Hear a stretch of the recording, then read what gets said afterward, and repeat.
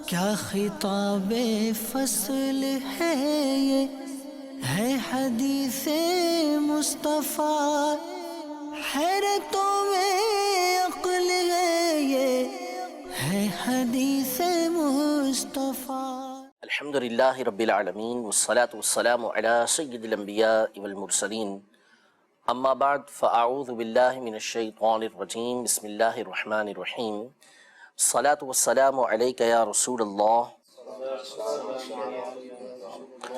وعلی آلک واصحابک یا حبیب اللہ۔ الصلاة والسلام علیک یا نبی اللہ وعلی آلک واصحابک یا نور اللہ۔ الحمدللہ عز وجل درس شمائل ترمذی ہمارا جاری ہے۔ نبی کریم رؤوف الرحیم علیہ افضل الصلاۃ والتسلیم کی سیرت کے حوالے سے، آپ کی زندگی کے حوالے سے بہت ساری باتیں ہمیں سننے کی سعادت حاصل ہوئی ہے۔ پچھلے سلسلے میں حضور اکرم صلی اللہ تعالیٰ علیہ وآلہ وسلم کی مبارک مسکراہٹ کے حوالے سے ہم نے کچھ باتیں سنی تھیں، اور اس کے ضمن میں صحابہ کرام علیہ رضوان کے اقوال بھی، اور وہ مواقع کہ بالخصوص جہاں پر نبی کریم صلی اللہ تعالیٰ علیہ وآلہ وسلم کی مسکراہٹ کا، آپ صلی اللہ تعالیٰ علیہ وسلم کے ہنسنے کا تذکرہ موجود ہے، ان کے حوالے سے کچھ باتیں سننے کی ہمیں سعادت حاصل ہوئی تھی۔ آج بھی انشاءاللہ تبارک و تعالیٰ کچھ اس حوالے سے گفتگو، ایک حدیث مبارکہ جو رہتی تھی اس کو ذکر کریں گے، پھر اس کے بعد انشاءاللہ تبارک و تعالیٰ اگلا جو چیپٹر ہے، اگلا جو باب ہے، اس پر گفتگو کی جائے گی۔ امام ترمذی رحمۃ اللہ تعالیٰ علیہ نے چند مواقع ذکر کیے کہ جہاں پر حضور علیہ الصلوۃ والسلام نے تبسم فرمایا۔ میں یہ بیان کر چکا ہوں کہ ایسے بہت سارے مواقع ہیں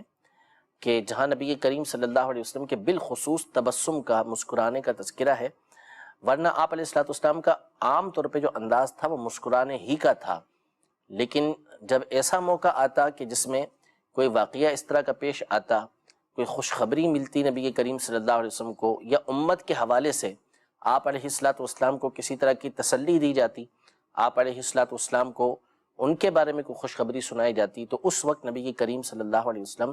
بہت زیادہ خوش ہوا کرتے تھے، اور آپ کے چہرہ مبارکہ پر اس وقت بہت زیادہ مسکراہٹ ہوا کرتی تھی۔ اس حوالے سے کچھ واقعات ہم نے اپنے پچھلے درس کے اندر سنے تھے۔ مزید ایک واقعہ جو رہتا تھا اسے ہم آج بیان کریں گے۔ امام ترمذی رحمۃ اللہ تعالی علیہ فرماتے ہیں،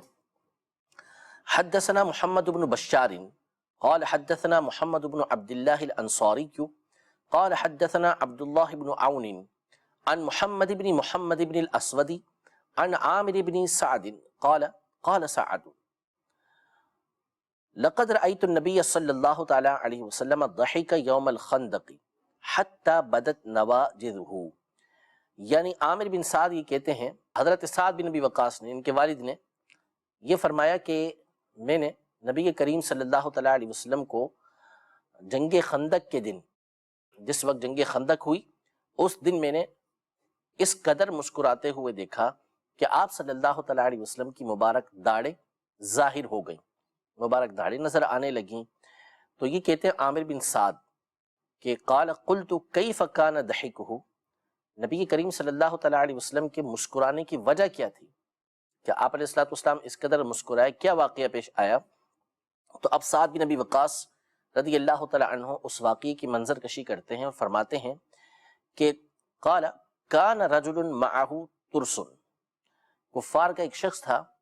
جس کے پاس ڈھال موجود تھی، وکان سعد رامیا، اور حضرت سعد بن ابی وقاص جو ہیں وہ تیر اندازی کر رہے تھے، اس کی طرف تیر برساتے تھے۔ وکان رجل یقول کذا وکذا بالترس، اب وہ جو سامنے کافر تھا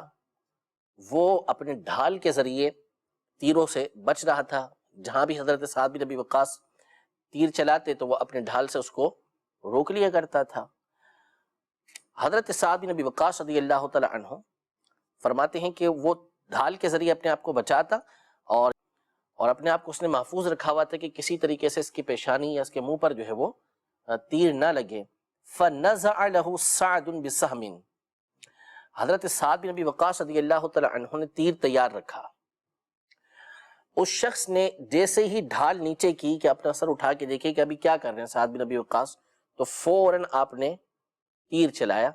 فلما رفع رأسه رماه فلم يخطي هذه منه یعنی جبهته۔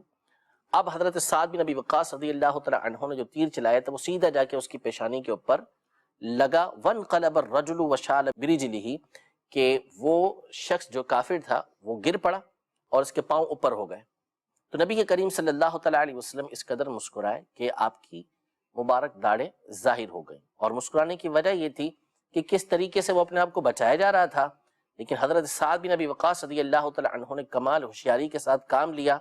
انتظار میں رہے کہ جیسے ہی اس نے ڈھال نیچے کی آپ نے فوراً تیر چلایا، اور وہ شخص جو ابھی تک اپنے آپ کو بچاتا وہ آ رہا تھا، آپ کے تیر کا ایسا شکار ہوا کہ اس کے پاؤں ہی اوپر ہو گئے۔ قال قلت من ای شیء ضحک، کہ نبی کریم صلی اللہ علیہ وسلم کس وجہ سے مسکرائے تھے؟ قال من فعلہ بالرجل، کہ حضرت سعد بن ابی وقاص رضی اللہ تعالی عنہ نے جو اس آدمی کا حال کیا، اس سے نبی کریم صلی اللہ تعالی علیہ وسلم کے مبارک چہرے پر اتنی مسکراہٹ یہ آئی تھی۔ اگلا جو چیپٹر ہے، اگلا جو باب ہے، اس حوالے سے ہے کہ نبی کریم صلی اللہ تعالی علیہ وآلہ وسلم بسا اوقات مزاح فرمایا کرتے تھے۔ ایک ہوتا ہے استہزاء کرنا، مذاق اڑانا، یعنی کسی کو تنگ کرنا، کسی سے ایسا جو ہے رویہ اختیار کرنا کہ جس کی وجہ سے اس کی دل شکنی ہو، اس کی دل آزاری ہو، اس کی بے عزتی ہو۔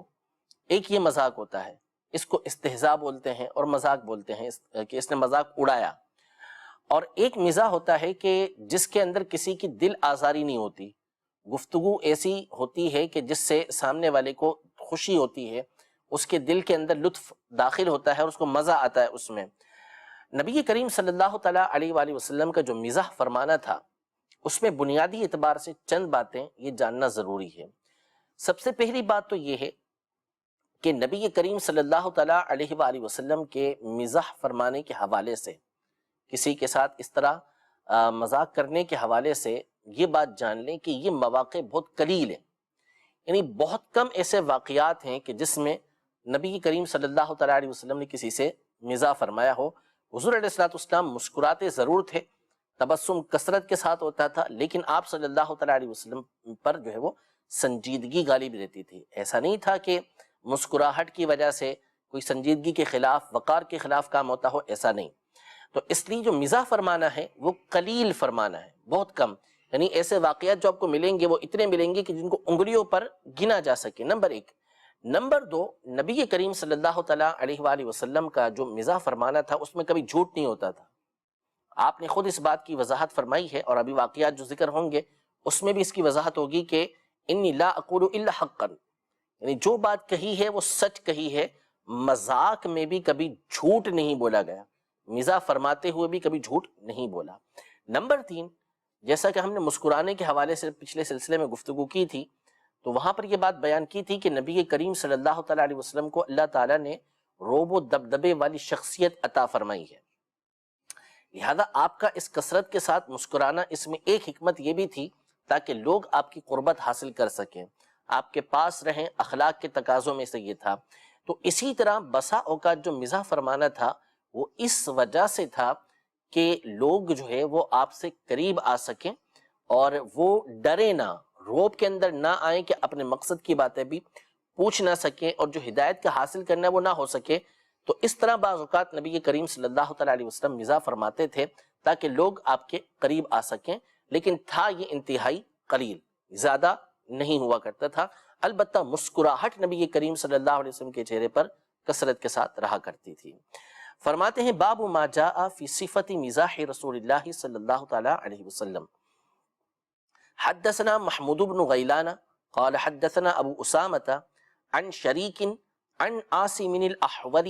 عن انس بن مالک ان النبی صلی اللہ تعالی علیہ وسلم قال له یا ذا الاذنین، قال محمود قال ابو اسامۃ یعنی یمازحہ، یعنی حضرت سیدنا انس بن مالک رضی اللہ تعالی عنہ یہ فرماتے ہیں کہ نبی کریم صلی اللہ تعالی علیہ وسلم نے ان سے ارشاد فرمایا، اے دو کانوں والے، اے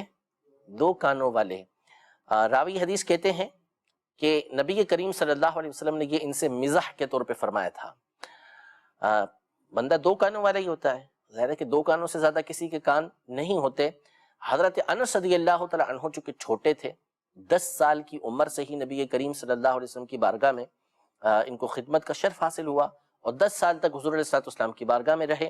تو ان کی سماعت بہت تیز تھی، اور دوسرا یہ کہ یہ باتوں کو یاد رکھتے تھے، سمجھتے تھے. اس لیے نبی کریم صلی اللہ علیہ وسلم نے ان سے مزاح کے طور پہ فرمایا کہ اے 2 کانوں والے، یعنی 2 کان والے تو ہیں لیکن مسئلہ کیا ہے کہ سنتے اچھی طریقے سے ہیں، باتوں کو اچھی طریقے سے یاد رکھتے ہیں. یہ مزاح بھی ہو گیا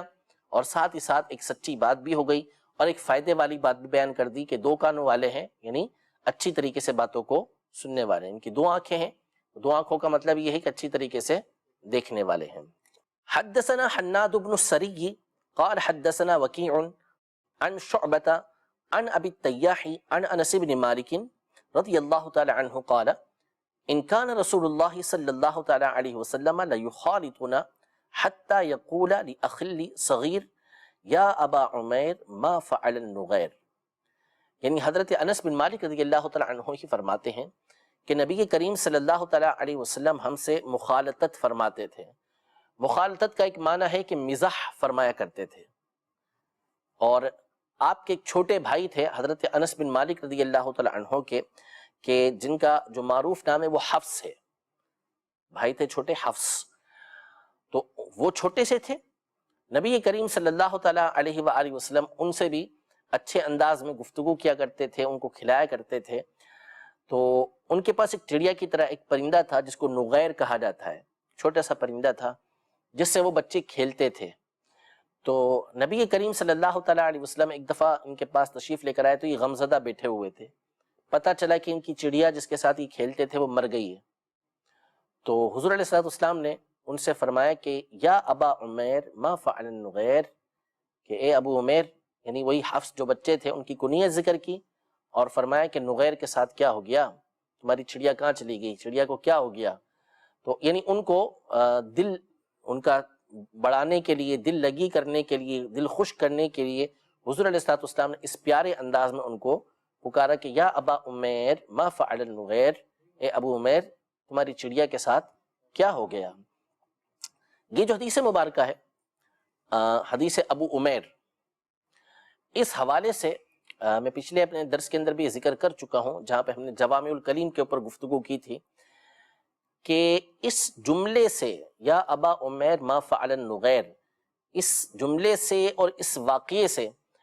علماء نے 360 اور بعض نے 400 کے قریب احکام بیان کیے،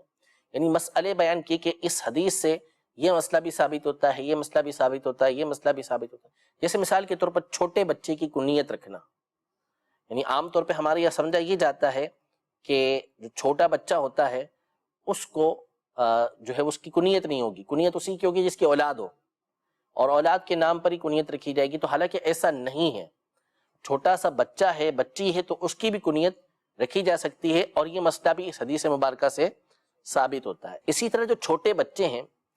ان کو کھیل کود کے لیے کیا پرندے دیے جا سکتے ہیں یا نہیں، کہ وہ پرندوں کے ساتھ کھیلیں، تو اس حدیث مبارکہ سے اس کا جواز ثابت ہوتا ہے کہ ایسا کرنا جائز ہے. البتہ جو دیگر اصول ہیں ان کے مطابق اس صورت میں پرندوں کو کھیلنے کے لیے دینا جائز ہے جبکہ وہ پرندے پالتو ہوں، وحشی پرندے نہیں، پالتو پرندے ہوں. دوسرا یہ کہ نہ اس سے بچے کو تکلیف ہو نہ بچے کو اس سے تکلیف ہو. ایسا پرندہ ہے کہ بچے کو چونچ مار دے، بچے کو تکلیف ہو جائے گی، یا اس کو کاٹ لے بچے کو تکلیف ہو جائے گی، تو ایسا پرندہ نہ دیا جائے. اسی طرح پرندہ ایسا ہے اور بچہ ایسا ہے کہ اس کو مار ہی ڈالے گا، تو پھر بچے کو ایسا پرندہ نہ دیا جائے. تو دونوں طرف کا لحاظ رکھنا، اور دیگر جو شریعت کے اصول ہیں کہ اس پرندے کے غذا وغیرہ کا خیال پوری طریقے سے رکھا جائے، تو پھر ایسے پرندے سے بچے یہ کھیل سکتے ہیں، اس میں کوئی حرج نہیں. یہ بھی اس حدیث مبارکہ سے ثابت ہوا. اور حضور علیہ السلام کا بچوں کے ساتھ مزاح فرمانا، ان کی دل جوئی کرنا، یہ بھی اس حدیث مبارکہ سے ثابت ہوا. فرماتے ہیں انہی باتوں کو ذکر کرتے ہیں امام ترمذی رحمۃ اللہ تعالی فرماتے ہیں قال ابو عیسیٰ وفقہ هذا الحدیث، اس حدیث کی جو فقہ ہے، اس سے جو مسائل کا استنباط کیا گیا ہے، مسائل بیان کیے گئے ہیں، مسئلے بیان کیے گئے ہیں، ان نبی صلی اللہ علیہ وسلم کان یمازح، حضور علیہ السلام بسا اوقات مزاح فرمایا کرتے تھے. وفیہ انہ کن غلاما صغیرا فقال له یا ابا عمیر، کہ اسی حدیث سے یہ مسئلہ بھی ثابت ہوتا ہے کہ چھوٹے بچے کی کنیت حضور علیہ الصلوۃ والسلام نے رکھی اور اسے فرمایا یا ابا عمیر، حالانکہ ان کا نام حفص تھا لیکن ان کو ابو عمیر کہہ کے حضور علیہ الصلوۃ والسلام نے پکارا۔ وفیہ انہ لا بأس ان یعطى الصبی الطیر لیلعب بہ، یعنی اسی سے یہ مسئلہ بھی ثابت ہوا کہ اس میں کوئی حرج نہیں ہے کہ چھوٹے بچے کو پرندہ دیا جائے تاکہ وہ اس سے کھیل سکے، لیکن کس صورت میں وہ میں ابھی آپ کے سامنے بیان کر چکا۔ وَإِنَّمَا قَالَ لَهُ النَّبِيُّ صلی اللہ علیہ وسلم یا ابا عمیر ما فعل النغیر لأنه كان له نغیر يلعب به فمات فحزن الغلام علیہ فمازحه النبی صلی اللہ علیہ وسلم فقال یا ابا عمیر ما فعل النغیر، یعنی یہ جملہ جو حضور علیہ السلام نے فرمایا تھا یا ابا عمیر ما فعل النغیر، کہ اے ابو عمیر نغیر کا کیا ہوا، اس کی وجہ وہی جو پیچھے میں بیان کر چکا کہ ان کے پاس چڑیا تھی جس سے وہ کھیلتے تھے، اس کا مر گئی وہ، تو اس پر یہ بچے بڑے غمگین تھے، تو نبی کریم صلی اللہ علیہ وسلم نے ان کی دل جوئی کے لیے یہ الفاظ استعمال فرمائے۔ حدثنا عباس بن محمد الدوری قال حدثنا علی بن الحسن بن شقیق قال انبأنا عبد اللہ بن المبارک عن اسامة بن زید عن سعید المقبوری عن ابی ہریرہ رضی اللہ تعالی عنہ قال قالوا یا رسول اللہ انک تداعبنا فقال نعم غیر انی لا اقول الا حقا۔ حضرت سیدنا ابو ہریرہ رضی اللہ تعالی عنہ یہ فرماتے ہیں کہ صحابہ نے عرض کی یا رسول اللہ آپ ہم سے مزاح فرماتے ہیں، بسا اوقات ہم سے مزاح کرتے ہیں، حالانکہ حضور علیہ السلام نے بعض روایتوں کے اندر مزاح سے منع فرمایا، مذاق سے منع فرمایا، تو وہ جو مزاح کی ممانعت تھی، مزاح کی جو ممانعت تھی اس سے شک پیدا ہو سکتا تھا کہ کیا حضور علیہ السلام مزاح فرما رہے ہیں، تو ایک طرف منع فرمایا اور دوسری طرف مزاح فرما رہے ہیں، تو کیا یہ حضور علیہ السلام کا خاصہ ہے کہ آپ ہی مزاح فرما سکتے ہیں یا دوسرا بھی مزاح کر سکتا ہے؟ تو اس لیے انہوں نے عرض کی، تو نبی کریم صلی اللہ علیہ وسلم نے اصول بیان کر دیا کہ نام ہاں مزاح تو فرمایا لیکن مزاح کے اندر بھی کبھی جھوٹ نہیں بولا، جو بولنا ہے وہ حق بولا، تو اس لیے مذاق کے اندر بھی کوئی کسی سے مذاق کرتا ہے تو اس میں جھوٹ بولنے کی اجازت نہیں ہے۔ اسی طرح مزاح کے حوالے سے یہ ارشاد فرمایا کہ اپنے بھائی کو مزاح کے اندر جو وہ تکلیف نہ پہنچائے، یعنی کوئی ایسی بات کہے کہ جس سے اس کے بھائی کو تکلیف پہنچے، تو ایسا نہیں ہونا چاہیے، ٹھیک ہے۔ حدثنا قتیبۃ بن سعید قال حدثنا خالد بن عبد اللہ عن حمید عن انس بن مالک ان رجلا استحمل رسول اللہ صلی اللہ تعالی علیہ وسلم فقال انی حاملک علی ولد ناقۃ فقال یا رسول اللہ ما اصنع بولد الناقہ فقال وهل تلد الابل الا النوق۔ مشہور واقعہ ہے کہ ایک شخص نے نبی کریم صلی اللہ تعالی علیہ وسلم سے اونٹ طلب کیا کہ مجھے اونٹ عطا فرمائیے، تو حضور علیہ السلام نے ارشاد فرمایا کہ میں تو تمہیں اونٹنی کے بچے کے اوپر سوار کروں گا۔ اب جب اونٹنی کا بچہ کہا جائے گا تو تصور کہاں جائے گا؟ چھوٹے سے اونٹ کی طرف، ہاں، تو اس نے کہا کہ یا رسول اللہ میں اونٹنی کے بچے کا کیا کروں گا، مجھے اس پہ سوار ہونا ہے، تو سوار میں اونٹنی کے بچے پر کیسے ہوں گا؟ تو نبی کریم صلی اللہ تعالی علیہ وسلم نے ارشاد فرمایا کہ ہر اونٹ یہ اونٹنی کا بچہ ہی ہوتا ہے، اب چاہے وہ کتنا ہی بڑا ہو جائے، 8 سال کا ہو جائے، 10 سال کا ہو جائے، ہوگا تو اونٹنی کا بچہ۔ جیسے بعض اوقات مزاح کے طور پہ ہم دیکھتے ہیں کہ بعض لوگ کہتے ہیں میں بھی بچہ ہوں، بھائی آپ بچے ہیں 50-60 سال کے، اپنے ماں باپ کا تو بچہ ہو نا، تو بڑا ہو جائے، بڑے ہونے کے باوجود بھی وہ کیا ہوتا ہے؟ بچہ ہوتا ہے۔ اس میں ایک تو اس کی دلجوئی فرمانا تاکہ اس کو کسی طرح کی مشقت نہ ہو، دوسرا اس میں اشارہ ہے کہ بعض اوقات مزاح تو ہوتا ہے لیکن اس میں بندے کے ذہن کو بھی تیز کرنا ہوتا ہے، بندے کے ذہن کو بھی تیز کرنا ہوتا ہے کہ خود بھی تو سوچو کہ یہ فرمایا کہ تمہیں اونٹنی کے بچے پر سوار کروں گا، تو اونٹنی کے بچے پہ کس کو سوار کیا جاتا ہے؟ تو بندہ غور کرتا تو پتہ چلتا کہ ہاں ہر اونٹ ہوتا تو اونٹنی کا بچہ ہے، تو اونٹنی کا ایسا بچہ عطا فرمائیں گے کہ جس کے اوپر بندہ سوار ہو سکے۔ حدثنا اسحاق بن منصور قال حدثنا عبد الرزاق قال حدثنا معمر عن ثابت عن انس بن مالک رضی اللہ تعالی عنہ ان رجلا من اہل البادیہ كان اسمه زاہرا وَكَانَ يُهْدِي إِلَى النَّبِيِّ صلی اللہ تعالیٰ علیہ وسلم هَدِيًّا مِنَ الْبَادِيَةِ فَيُجَاهِزُهُ النَّبِيُّ صلی اللہ تعالیٰ علیہ وسلم اذا اراد ان يخرج. یعنی حضرت انس بن مالک رضی اللہ تعالیٰ عنہ فرماتے ہیں کہ ایک دیہاتی شخص جن کا نام ظاہر تھا، یہ نبی کریم صلی اللہ علیہ وسلم کے پاس گاؤں سے ہدیہ لے کر آیا کرتے تھے. یعنی گاؤں کی سبزیاں، پھل وغیرہ جو چیزیں ہوتی تھیں یا آپ علیہ الصلوۃ والسلام کی بارگاہ میں ہدیۃً پیش کیا کرتے تھے. اور جب یہ واپس جانے لگتے گاؤں تو حضور علیہ الصلوۃ والسلام جو شہر کی چیزیں ہوتی تھیں وہ ان کو پیش کیا کرتے تھے. یعنی حضور علیہ الصلوۃ والسلام کے پاس گاؤں کی چیزیں لے کر آتے تازہ تازہ، اور حضور علیہ الصلوۃ والسلام جو شہر کی ضروریات کی چیزیں ہوتی تھیں وہ ان کو عطا فرمایا کرتے تھے. اور حضور علیہ الصلوۃ والسلام یہ ارشاد فرماتے تھے فقال النبی صلی اللہ تعالیٰ علیہ وسلم ان ظاہرا بادیتنا ونحن حاضروہ وکان صلی اللہ تعالیٰ علیہ وسلم یحبہ وکان رجلا دمیما. یعنی فرمایا کرتے تھے کہ جو ظاہر ہیں، یعنی یہ آدمی جو شخص تھے صحابی رضی اللہ تعالیٰ عنہ، یہ ہمارے دیہاتی ہیں، یعنی ہمارے لیے دیہات کے کام کرنے والے ہیں، اور ہم ان کے شہری ہیں، یعنی شہر کی ضروریات ہم پورا کرتے ہیں. اور اگلا جملہ بڑا پیارا ہے، فرمایا کہ حضور علیہ الصلوۃ والسلام ان سے بہت محبت کرتے تھے. لیکن بات کیا بار فرمائی کہ وَكَانَ رَجُلًا دَمِيمًا. دمیم کا لفظ ہے، رجل مانے آدمی، دمیم ہمارے یہاں عام الفاظ میں استعمال کریں تو بدصورت، کریہ المنظر، یعنی کوئی شکل و صورت کچھ نہیں. تو ان کی جو صورت تھی وہ ایسی تھی کہ جو ظاہر کے اعتبار سے خوبصورت نہیں تھی. نبی کریم صلی اللہ علیہ وسلم کی صحبت کے اعتبار سے تو جو آ گیا صحبت میں اس کی صورت ہو یا سیرت ہو وہ اچھی ہو گئی، لیکن ظاہر کے اعتبار سے دیکھیں وہ جو شخص تھے ان کی صورت اتنی اچھی نہیں تھی، لیکن اس کے باوجود نبی کریم صلی اللہ تعالیٰ علیہ وآلہ وسلم ان سے محبت کیا کرتے تھے. اب ہوا کیا، فَأَتَاهُ النَّبِيُّ صلی اللہ علیہ وسلم يَوْمًا وَهُوَ يَبِيعُ مَتَاعَهُ فَاحْتَدَنَهُ مِنْ خَلْفِهِ وَهُوَ لَا يُبْصِرُهُ فَقَالَ مَنْ هَذَا أَرْسِلْنِي فَالْتَفَتَ فَعَرَفَ النَّبِيَّ صلی اللہ تعالیٰ علیہ وسلم فَجَعَلَ لَا يَأْلُو مَا أَلْصَقَ ظَهْرَهُ بِصَدْرِ النَّبِيِّ صلی اللہ تعالیٰ علیہ وسلم حین عرفہ.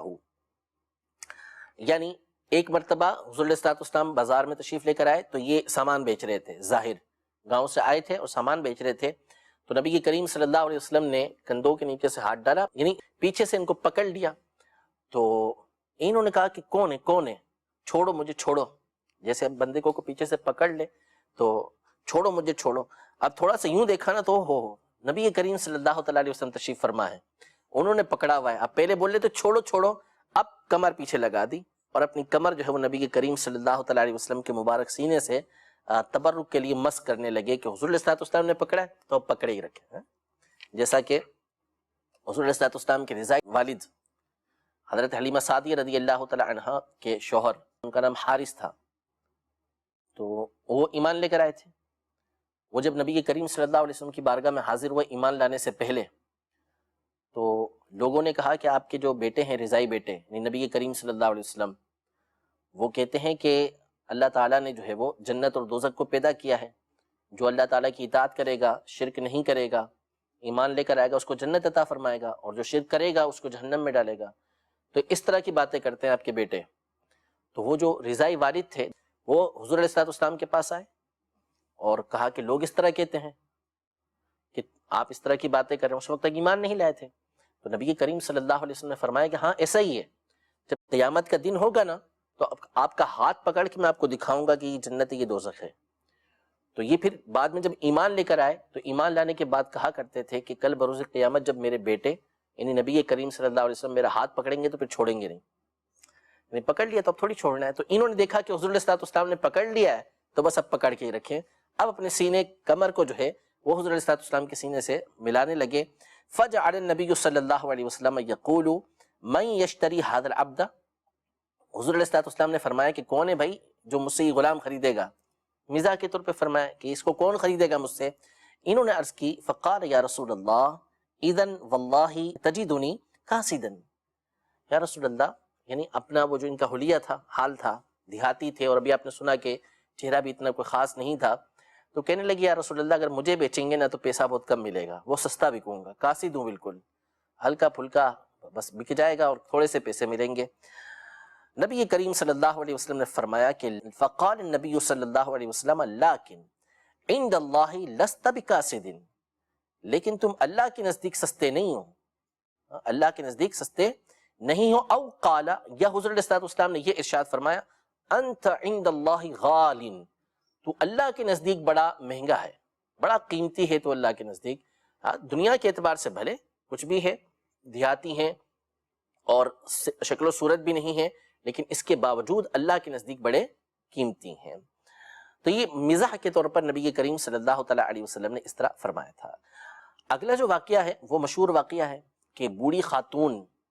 حضور اکرم صلی اللہ تعالیٰ علیہ وآلہ وسلم کی بارگاہ میں حاضر ہوئی، اور اس کو روایت کرنے والے امام حسن بصری رحمۃ اللہ تعالیٰ علیہ ہیں کہ ایک بوڑھی عورت حضور اکرم صلی اللہ تعالیٰ علیہ وسلم کی بارگاہ میں حاضر ہوئی اور عرض کیا رسول اللہ میرے لیے دعا کیجیے اللہ مجھے جنت میں داخل کر دے۔ تو حضور علیہ السلام نے فرمایا کہ اے ام فلاں، بے شک جنت کے اندر جو ہے وہ کوئی بوڑھی نہیں جائے گی، جنت میں کوئی بوڑھی نہیں جائے گی۔ اب وہ دعا کروانے کے لیے آئی تھی، اسلام لے کر آئی تھی کہ جنت ملے گی، اور حضور علیہ السلام نے فرما دیا کہ بوڑھی تو کوئی جنت میں جائے گی نہیں۔ تو وہ واپس ہوئی اور رونے لگی۔ تو نبی کریم صلی اللہ علیہ وسلم نے فرمایا کہ اس کو بتاؤ کہ جنت میں جو داخل ہوگی وہ بوڑھی ہوگی نہیں، یعنی جنت میں اس کو جوان کر کے داخل کیا جائے گا، جیسا کہ اللہ تبارک و تعالیٰ نے ارشاد فرمایا کہ ان کو ہم ایک نئی اٹھان پر پیدا کریں گے۔ یعنی جو بوڑھی عورتیں ہوں گی یا جو بوڑھے مرد ہوں گے ان کو جب جنت میں داخل کیا جائے گا تو اب یہ نئی اٹھان پر ہوں گے، ایک نئے جسم کے ساتھ، یہ نئی حالت کے ساتھ یہ ہوں گے، کوئی بھی اس کے اندر بوڑھا نہیں ہوگا، یہ عورتیں جو ہوں گی ساری ہم عمر ہوں گی۔ فرماتے ہیں امام ترمذی رحمۃ اللہ تعالی علیہ حدثنا عبد بن حمید قال حدثنا مصعب بن المقدام قال حدثنا مبارك بن فضالة عن الحسن قال اتت عجوز النبي صلی اللہ تعالی علیہ وسلم فقالت یا رسول اللہ ادعو اللہ ان يدخلني الجنة فقال یا ام فلان ان الجنة لا يدخلها عجوز قال فولت تبكي فقال اخبروها انها لا تدخلها وهي عجوز ان الله تعالى يقول انا انشأناهن انشاء فجعلناهن ابکارا عربا اترابا۔ اللہ تبارک و تعالی نبی کریم صلی اللہ تعالی علیہ وآلہ وسلم کی خوش مزاجی کے صدقے میں ہمارے اخلاق بھی اچھے فرمائے، ہمیں بد اخلاقی سے اور لوگوں کے ساتھ برے سلوک سے اللہ تبارک و تعالی محفوظ فرمائے۔ نبی کریم صلی اللہ تعالی علیہ وآلہ وسلم کے طریقہ کار پر، آپ کی سیرت پر اللہ تبارک و تعالی ہمیں عمل پیرا ہونے کی توفیق عطا فرمائے، آمین بجاہ النبی الامین صلی اللہ تعالی علیہ وآلہ وسلم۔ کیا خطاب فصل ہے یہ، ہے حدیث مصطفیٰ، حیرتوں میں عقل ہے یہ، ہے حدیث مصطفیٰ۔